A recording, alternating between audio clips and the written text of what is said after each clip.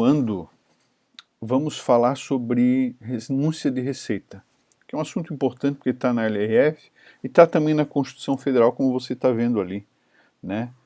No artigo 165, parágrafo 6º, o projeto de lei orçamentária será acompanhado de demonstrativo regionalizado do efeito sobre receitas e despesas decorrente de isenções, anistias, remissões, subsídios, benefícios de natureza financeira, tributária e creditícia. Nós já abordamos esse assunto quando explicamos a lei orçamentária e também a LDO. Mas lá no curso de Finanças Públicas tem uma explicação mais específica sobre essas renúncias, sobre o que é isenção, qual é a diferença de remissão e anistia e tal. No artigo 14 da LRF, diz o seguinte, a gente sintetizou, né? A renúncia de receita deverá ser acompanhada de estimativa do impacto orçamentário e financeiro no exercício em que deva iniciar a sua vigência e nos dois seguintes, atender ao disposto na Lei de Diretriz Orçamentária e a pelo menos uma das seguintes condições. Demonstração que a renúncia foi considerada na estimativa de receita orçamentária, na forma do artigo 12, e que não afetará as metas de resultado fiscais, as metas de resultado primário e metas de resultado nominal previstas na LDO. 2. Estar acompanhada de medidas de compensação no período mencionado caput por meio de aumento de receita proveniente de elevação de alíquotas, ampliação de base de cálculo, majoração ou criação de tributo ou de contribuição. Então, tem que ter pelo menos uma dessas duas. Eu tenho percebido na lista de exercício que às vezes eles embaralham essas coisas aí, né? E a outra coisa que é muito comum é isso aqui, você gravar aqui, ó, pelo menos no exercício que deva iniciar sua vigência e nos dois seguintes. Tem um comando também que fala que as despesas de caráter continuado tem que ter dois exercícios. E aqui também, quando se faz renúncia de receita, você tem que analisar, considerar na estimativa o impacto orçamentário financeiro no exercício que ela foi implantada e nos dois seguintes. Tá? Então, atenção para esses detalhes. Então, aqui tem um esqueminha para você já sabe, anistia, remissão. Só para fins de dúvida, anistia é perdão da dívida, remissão é perdão do principal do tributo. Subsídio é dar um recurso, né, ou ajudar de alguma certa forma um sujeito passivo, né, ou um contribuinte. Crédito presumido, concessão, isenção em caráter geral, alteração de alíquota e modificação de base de cálculo que implique redução discriminada de tributos ou de contribuição. Tem uma questão ali que eu até não botei no item que ele a pessoa lá, o examinador, trocou essa palavra discriminada por indiscriminada e botou na lista. Eu achei um absurdo. Redução indiscriminada de tributos e contribuições, se isso era renúncia fiscal. Puta, era para o cara... Porque está escrito na norma redução discriminada, é com item por item, né? É considerado receita de renúncia de receita. Mas aí esse exercício eu acho que eu não coloquei porque eu achei assim muito maligno, né? Não contribui para o aprendizado. Tem alguns exercícios que realmente não ajudam muito, né?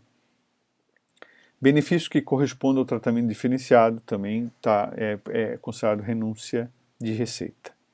Esse assunto é um pouco polêmico, mas a gente não tem condição de aprofundar muito aqui. Agora, eu também vi em questões, aqui está dizendo que a alteração de alíquota, modificação para reduzir, é considerado renúncia de receita. Só que tem o seguinte, pessoal, existem uns tributos que a gente também já estudou em finanças públicas, que eles são considerados tributos extra-fiscais. Eles não têm a finalidade de encher o cofre, eles têm mais a finalidade de regular a economia.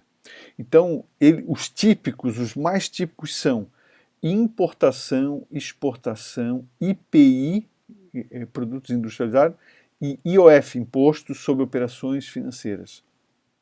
O chefe do executivo mexe nessas alíquotas o tempo todo. Por exemplo, o IOF, em época de férias, eles aumentam o IOF para evitar que as pessoas troquem, comprem dólar e viajem para o exterior. Isso é muito comum. O IPI, né, agora estão estudando reduzir o IPI para fomentar determinados segmentos econômicos, assim por diante. Então, esse tipo de tributo extrafiscal, ele não configura propriamente renúncia de receita, porque o gestor está previsto na Constituição e no Código Tributário, que também é uma lei complementar, de que o gestor tem que ter essa condição de mexer nessas alíquotas, ok? Então, atenção para isso aqui, não é para todos. A gente, no exercício, quando a gente fizer em sala, a gente vai chamar atenção para esse tema e vai no ponto ali para resolver essa questão, tá?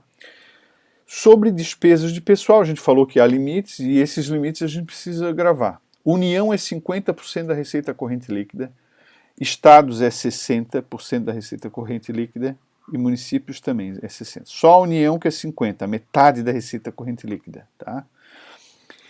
Essa é a distribuição que está na lei fiscal. Então, no caso do Estado, 3% é para o Legislativo, incluindo o Tribunal de Contas, 6% é para o Judiciário, 49% para o Executivo e 2% para o Ministério Público.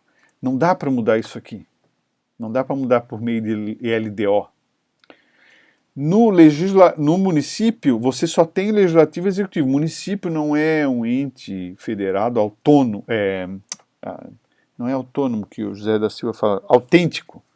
Ele não tem Ministério Público, não tem Tribunal de Justiça, né? Ele tem só Legislativo e Executivo. Então, 54% daqueles 60% é para o Executivo e 6% é para o Legislativo. Na nossa experiência, a gente vê que é difícil o Legislativo gastar 6% da receita corrente líquida. Né? É muito difícil, é sempre muito menos. Na União, esse 50% é assim distribuído. O Executivo é 40,9%, Judiciário também continua 6,6%, Judiciário é sempre 6%. Legislativo é 2,5%, diminuiu meio ponto. Inclusive aqui, Legislativo e Tribunal de Contas está aqui dentro, tá? Tribunais de Contas estão aqui dentro. Aqui também. Aqui não, é no Legislativo. Tribunais de Contas. Gosto de perguntar isso. E Ministério Público da União, 0,6%. Então, esses percentuais a gente precisa gravar. Despesa de pessoal. Existe um limite de alerta, que os tribunais de contas emitem um alerta caso o ente, o município, o Estado, a União, alcance 90% do limite máximo. Qual é o limite máximo? 60%, 90% de 60%. No caso do Poder Executivo, do município, 54%, 90% dos 54%. Quem faz esse alerta? Tribunal de Contas. Além do limite de alerta, você tem um limite prudencial, que é 95% dos limites para cada órgão ou poder. Então veja, 90% de 54% para o Poder Executivo, 90% de 6% do Poder Legislativo no caso do município. E assim em relação aos outros entes também. Quais são as consequências se alcançar? Não pode conceder aumento, reajuste, vantagem ou qualquer outro tipo de benefício aos servidores, exceto revisão geral anual. Lembra sempre disso aqui. Revisão geral anual significa a inflação, repor a inflação. E as concessões decorrentes de sentença judicial ou determinação legal ou contratual. Ou seja, se o juiz mandar pagar um negócio que está atrasado, também é exceção. Tá? Também é vedado contratação de horas extras, salvo situações previstas na LDO, e também é vedado a criação ou provimento de cargos, exceto casos de vacância nas áreas da educação, saúde e segurança. Vacância, né, é que as pessoas foi embora, se aposentou, então o cargo ficou vago. Isso significa. Se a despesa de pessoal ficar acima do limite, despesa total com o pessoal supera o limite máximo estabelecido no órgão ou no poder. Quais são as consequências? Adequação do limite, podendo o órgão reduzir temporariamente a jornada de trabalho, com redução proporcional dos vencimentos. Segundo, prazo de 8 meses para retorno a percentual inferior ao limite. Então tem 8 meses para voltar, 2 quadrimestres. Pelo menos 1/3 desse excesso deve ser eliminado no primeiro quadrimestre. Umas regrinhas aí, né? Despesa de pessoal e terceirização. Tem relação? Bom, os valores dos contratos de terceirização de mão de obra, que se refere à substituição de servidores e empregados públicos, serão contabilizados como outras despesas de pessoal e, portanto, contam nas despesas de pessoal. O que não conta é aquela terceirização que não faz parte do quadro. O Tribunal de Contas. Qual é o quadro do Tribunal de Contas? Tem conselheiros, tem auditores e tem técnicos, tem auxiliares de controle externo, técnico de controle externo. Não tem no cargo, tem motorista. Não tem ali no Tribunal de Contas cargo de agente de serviços gerais, não tem mais, não existe. Então, o tribunal tem contratado vários agentes de serviços gerais para fazer os serviços gerais lá de limpeza, tem um agente de vigilância, essas coisas assim não conta como pessoal. Mas se o tribunal considerasse que tem motoristas, tem no quadro motorista, está precisando de motorista, vamos contratar motorista terceirizado? Sim. Aí você está substituindo um servidor. Aí conta para pessoal, tá? Claro que tudo isso é um pouco discutível, mas essa é a regra, essa é a noção que está na lei. Despesa de pessoal, então nós temos o limite de alerta, 90%, depois o limite prudencial, de 95%, depois o limite máximo, que é aqueles que a gente viu no primeiro quadro. Em síntese, vou arredondar 50% da receita corrente líquida para a União, 60% para o Estado e 60% para os municípios. O município, que é mais fácil, só tem 2, Poder Executivo e Legislativo, 54% e 6%. Estado já tem, aí tem Poder Judiciário, 6%, tem Poder Legislativo, é 3%, Poder Executivo e Ministério Público, eu não me lembro, eu tenho que voltar lá, né? Rapidinho. Poder Executivo 49%, fiquei na dúvida, e Ministério Público 2%. Mas se botasse no papel aqui a sominha ia dar certo, né? Vamos ver se tem mais alguma coisa. Ok. Despesas pessoais, síntese das vedações.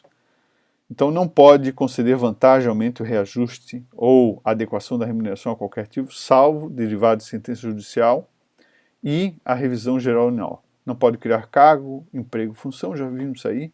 Não pode alterar a estrutura de carreira que implique aumento de despesa. Não pode prover cargo público, admitir, contratar pessoal, ressalvada a reposição decorrente de aposentadoria, falecimento, vacância do cargo, né? E não pode contratar hora extra. Ok. Dívida, limites de dívida, existem. Nos estados, o limite, na União, não tem.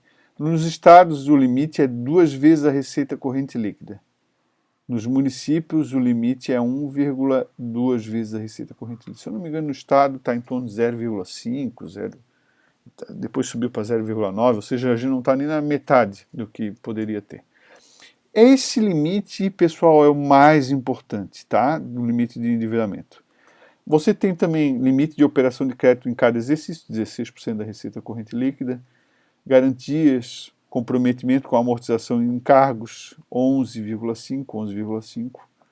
Né? As garantias estão mais associadas, né? A União, às vezes, dá garantia para empréstimo, então por isso que a gente não dá tanta importância assim, né? Mas eu acho que assim, os limites que são mais importantes relacionados ao endividamento são aquela primeira linha ali, é dívida consolidada líquida total, tá? Resta pagar. Artigo 42. É vedado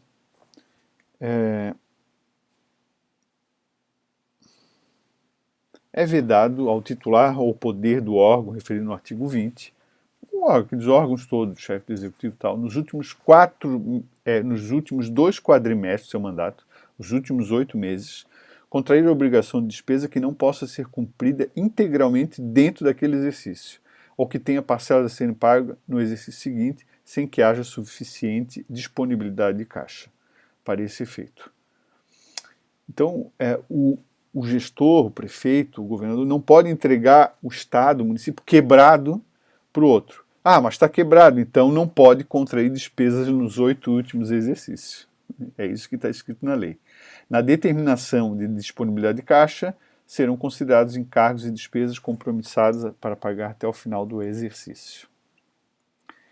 Relatório de gestão fiscal falamos no próximo vídeo.